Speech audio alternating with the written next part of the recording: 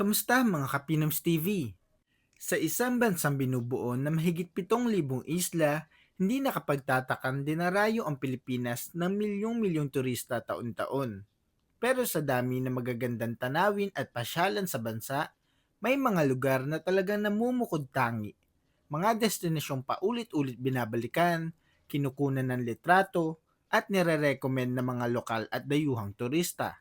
Sa video na ito, pag-uusapan natin ang 10 pinakabinibisitang lugar sa Pilipinas, mula sa malamig na kabundukan ng Luzon hanggang sa mga puting buhangin ng Visayas at sa mga makasaysayan at adventurous na lugar na patok sa buong bansa.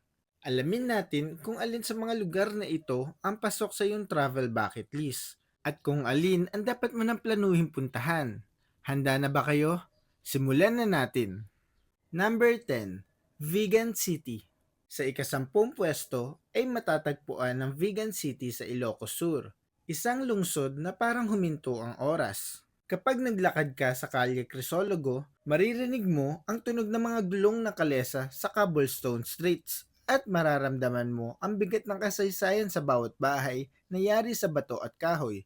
Ito ang isa sa iilang lungsod sa Asya na nananatiling buo ang Spanish colonial layout, dahilan kung bakit kinilala ito bilang UNESCO World Heritage Site.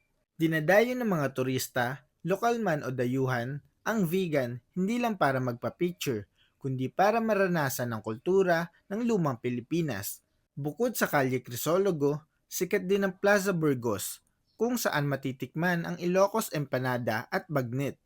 Malapit din dito ang St. Paul Metropolitan Cathedral na tahimik ngunit makasaysayan at ang Pagburnayan kung saan makikita ang tradisyonal na paggawa ng palayok gamit ang parehong teknik na ginagamit pa noong panahon ng Kastila. Isang trivia tungkol sa vegan. Ang pangalan nitong vegan ay nagmula umano sa salitang bigaa, isang halamang tumutubo noon sa tabing ilog ng lugar. At kakaiba rin ng lungsod dahil ito ang isa sa mga unang lugar sa Pilipinas na ginamit ng earthquake baroque architecture, isang disenyo ng simbahan na iniangkop para makayanan ang lindol. Number 9, Banawe Rice Terraces.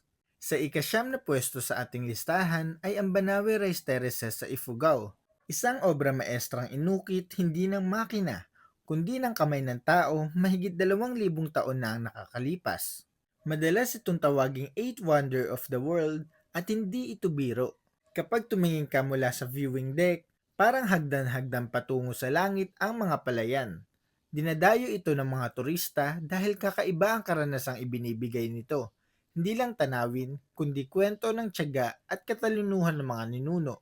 Mas adventurous ang mga bumababa hanggang Batad Rice Terraces kung saan mas malinaw ang hugis amphitheater ng mga palayan. Malapit din dito ang Tapia Falls na dinarayo ng hikers bilang pahinga matapos ang mahabang lakaran. Alam niyo ba ang irigasyon ng Banawe Rice Terraces ay gumagamit pa rin ng tubig mula sa kabundukan gamit ang natural na daloy ng ilog at bukal. Walang modernong pump. Hanggang ngayon, aktibong tinataniman pa rin ito ng palay ng mga Ifugao. Patunay na ang lugar ay hindi lang tourist attraction, kundi buhay na pamana ng kultura. Number 8, Siargao Island. Sa ikawalong pwesto ay ang Siargao Island, isang paraiso sa Mindanao na unti-unting nagiging paborito ng buong mundo. Kilala ito bilang surfing capital ng Pilipinas dahil sa Cloud9, isang world-class surf break na dinarayo ng mga professional surfer mula sa iba't ibang bansa. Ngunit kahit hindi ka marunong mag-surf, marami pang dahilan para mahalin ng Siargao. Dinadayo ito dahil sa natural na ganda at relaxed island vibe. Sikat ang island hopping sa Guyam, Daku at Naked Island, mga islang parang hinango sa postcard. Kapag low tide naman, dagsa ang tao sa magpupungkurak pools kung saan makakalangoy sa natural na batong pool na malinaw ang tubig. Mayroon ding mga lagoon, caves at palm tree roads na perfect para sa slow travel at content creation. Alam nyo bang bago ito naging tourist hotspot, tahimik lang ang Siargao at pangunahing kabuhayan ng mga lokal ay pangingisda at pagsasaka ng nyog.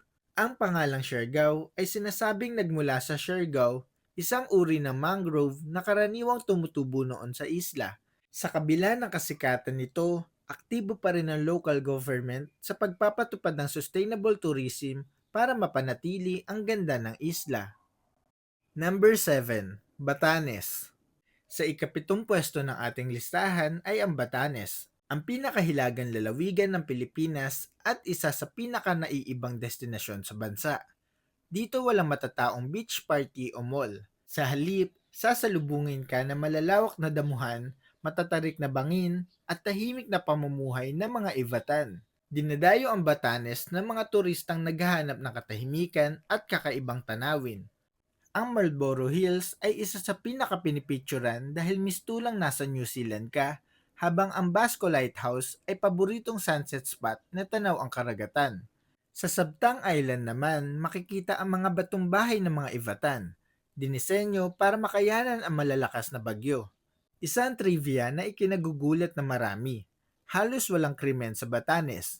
Dahil sa maliit na populasyon at matibay na kultura ng tiwala, madalas ay hindi man lang sinasarado ng mga residente ang kanilang bahay. Isa rin ito sa mga lugar sa Pilipinas na may pinakamahigpit na environmental rules. Bawal ang pagmimina at kontrolado ang turismo.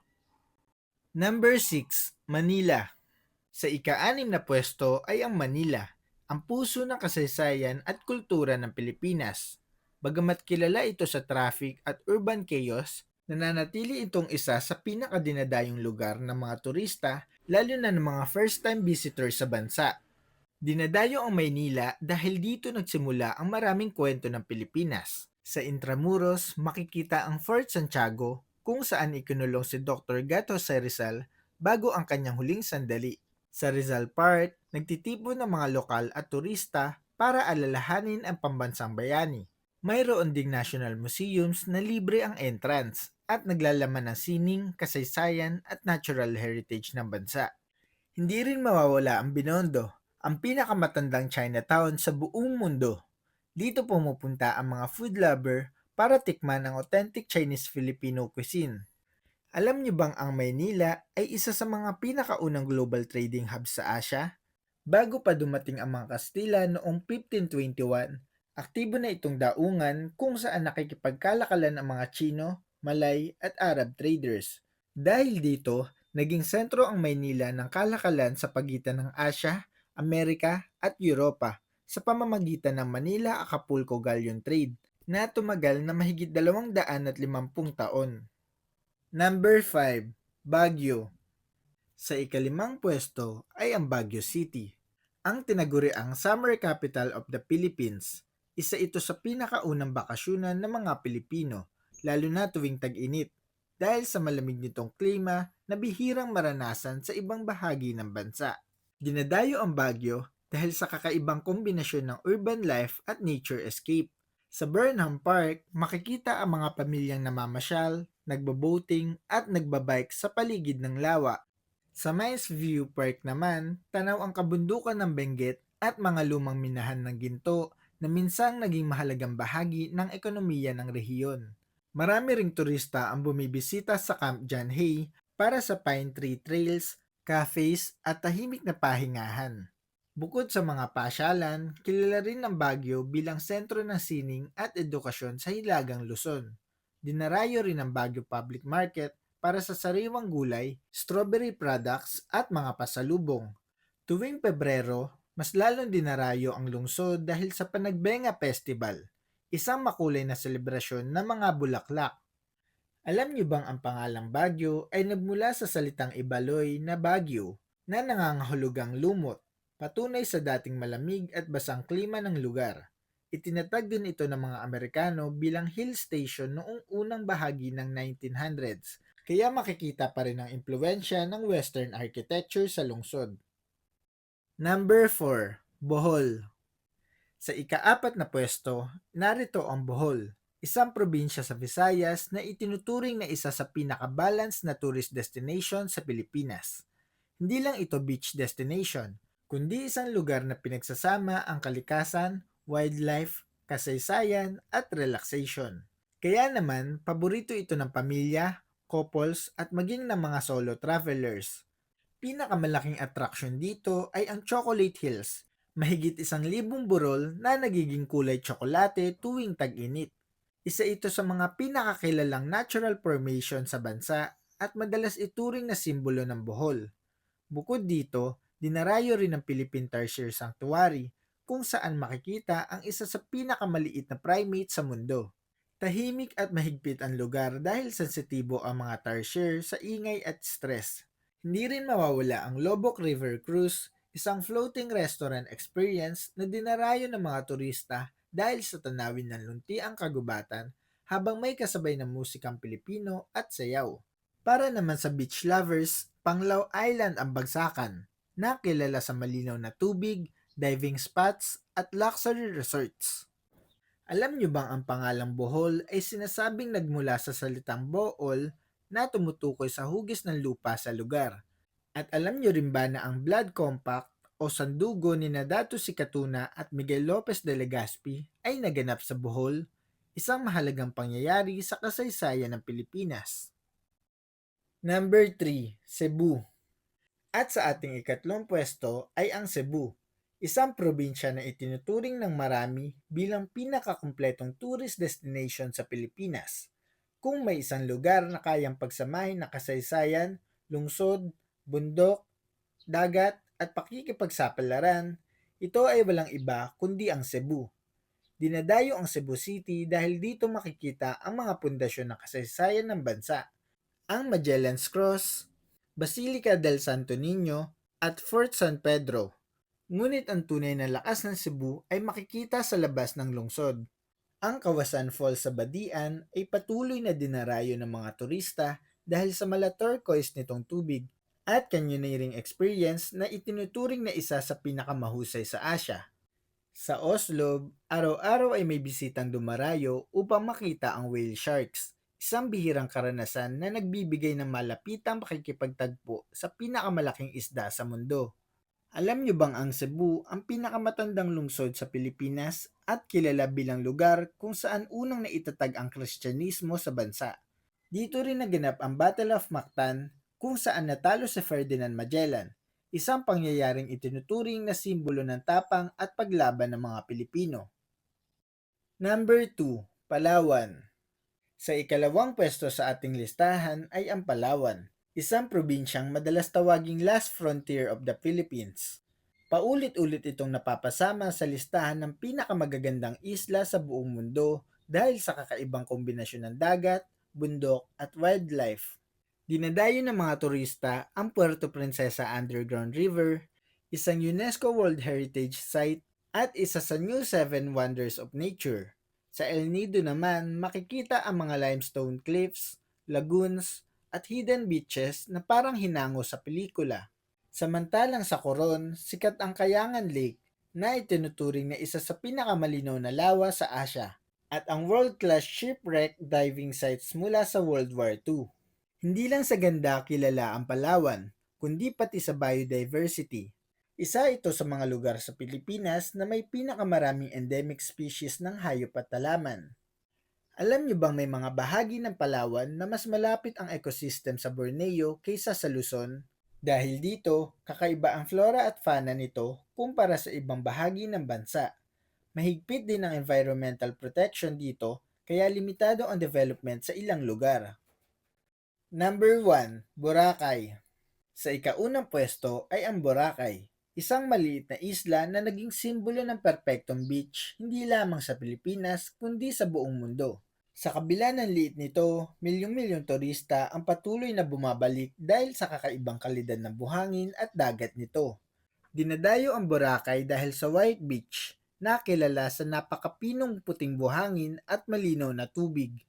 Ang haba at ayos ng beach ay nagbibigay daan para sa iba't ibang uri ng aktibidad, mula sa simpleng paglalakad at paglalangoy hanggang sa parasailing at paddleboarding. Kapag dapit hapon, dinarayo ng mga tao ang tabing dagat para masaksihan ang isa sa pinakamagandang sunset sa Pilipinas habang sakay ng paraw. Sa kabilang banda, ang Puka Shell Beach ay nagbibigay ng mas tahimik at mas natural na karanasan. Hindi rin mawawala ang masiglang nightlife ng isla na dinarayo ng mga kabataang turista at barkada. Matapos ang rehabilitasyon ng Boracay, mas naging disiplinado ang pamamahala sa turismo. Mas malinis, mas maayos at mas sustainable. Alam niyo bang bago pa man ito sumikat, ang Boracay ay tirahan ng mga Ati, isa sa mga pinakamatandang indigenous groups sa bansa. Ang rehabilitasyon noong 2018 ay naging turning point ng isla na nagpapakita sa buong mundo na posible ang turismo at pangangalaga sa kalikasan na magkasabay. At iyon nga mga Kapinoms TV, ang 10 pinakabinibisitang lugar sa Pilipinas. Mga destinasyong hindi lang maganda sa litrato, kundi may kwento, kasaysayan at karanasang patuloy na bumabalik sa puso ng mga bumibisita. Patunay ito na ang ganda ng Pilipinas ay hindi lang nasa tanawin, kundi nasa bawat lugar na nagbibigay ng alaala sa mga tao. Ngayon, kami naman na magtatanong sa iyo, alin sa mga lugar na ito ang napuntahan mo na? Alin ang nasa bucket list mo pa lang? Sa 10 nabanggit, alin ang pinakapaborito mo rito? I-comment mo sa baba ang iyong sagot at huwag kalimutang i-like, i-share at mag-subscribe sa ating channel para sa mas marami pang kwento at kaalaman tungkol sa Pilipinas. Mga Kapinoms TV, maraming salamat sa panonood. Hanggang sa muli, ito ang Pinoms TV.